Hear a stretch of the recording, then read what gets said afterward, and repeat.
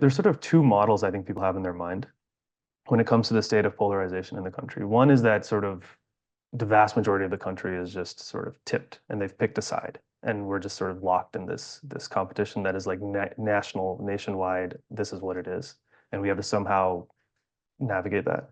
And another model is that there's actually, people will call it the silent majority, or like there's this the apathetic middle, and there's this like humongous chunk of people who are actually very apathetic about the political process, and they just kind of don't want to deal with it, and they don't say what they really think, and it's sort of maybe a significant but still, a small percentage of the population that's actually really driving the narrative and, devoting their time and energy to sort of whipping up this outrage. And these are sort of two maybe models people have in their mind, which have very different implications, depending on which one is actually the reality. And what do you think? Which of those models you think is closer to the truth of where the 300 million plus Americans are at? Yeah, I think you've nailed it. That it's tough to get the picture of that, right? I mean, like you Yeah. say, you can go down either path and find a lot of support for that perspective. I definitely believe that there is a lot of misperception because the loud voices kind of get all the attention.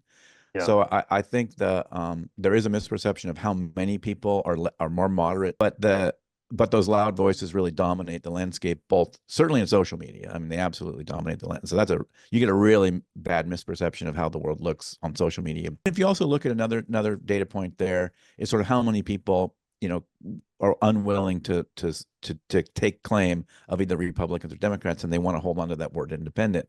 Now, they often vote one way or the other, like they often don't do a lot of cross voting, but they're still uncomfortable enough. They don't even want to hold the label of Democrat or Republican. Totally.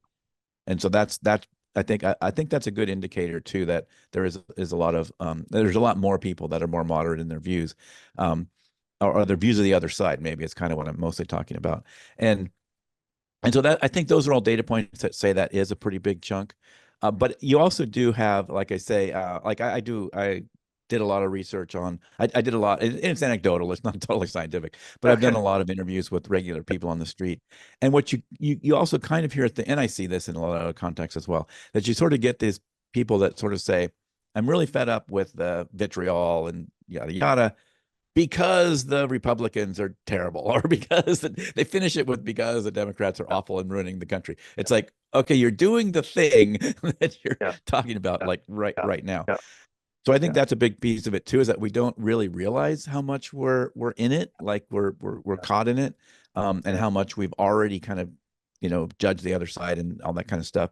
And so it's a little bit, like you say, of a toss up. I think there is a big majority. I'm sort of counting on it with my show, and other people are as well, that there is a big majority that are kind of fed up with it and want to start looking the other way. But it's also because of these things we talk about. It's like it's so easy, the water flows downhill. It's so easy to fall back into it really quickly. You get in your little bubble, you start yelling about so and so did this, so and so did that, and pretty soon you're right back at it, right?